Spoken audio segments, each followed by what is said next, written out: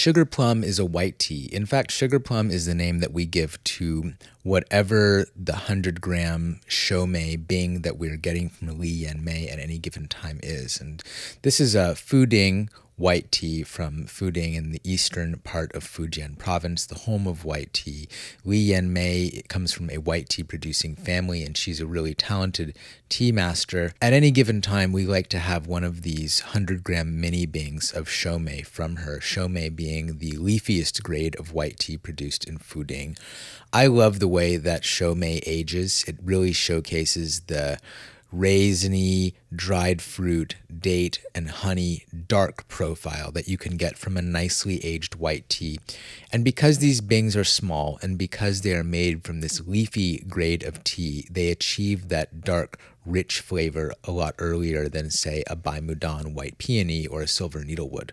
We just always love to have one of these small 100-gram mini bings on hand at any given time at an age of between 3 and 5 years. Between that, they say 1 year tea, 3 years medicine, 7 years treasure. So in that medicine level, which keeps the price per bing down and makes it a great daily drinker. This is a bing, so we're going to have to crack it open. Remember that this tea is very dense, and so 5 grams, for example, is going to look a lot smaller than it would look if it was loose leaves. So if this is your first time using pressed white tea, I do recommend using a scale to weigh it out the first couple times. Being pressed and aged, we want to hit it with really hot water, and depending on your ratio of loose leaf to pressed tea, you're going to use a shorter or longer rinse time. I like to use a nice chunk of pressed tea, maybe a 1 to 3 loose to pressed ratio, and I'll give it about a 7 to 15 second rinse, and that long rinse is going to help that pressed part open up. On the first full steeping, I like to give it a nice vigorous pour, and then still a pretty long steeping, 10, 12 seconds,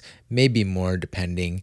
I definitely don't rush because this tea doesn't get bitter. As that cake opens up and you start to see those leaves expand, they're really going to end up taking up a lot more space, taking up the whole interior space of the vessel.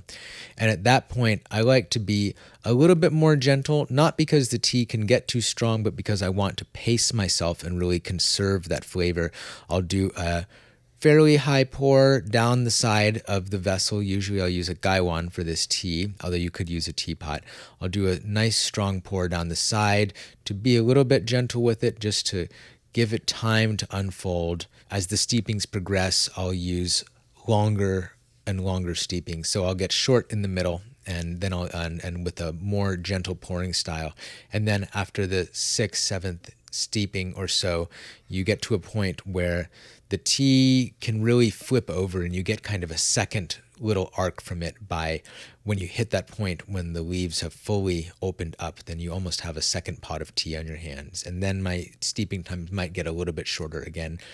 All the way through, I'm using boiling water. At no point do I cool the water for this tea. Although if you want to bring out more, maybe floral, maybe fruity notes from it, then you probably can cool the water for this. I think that the hot water brings out that honey and date sweetness that I really love about this tea.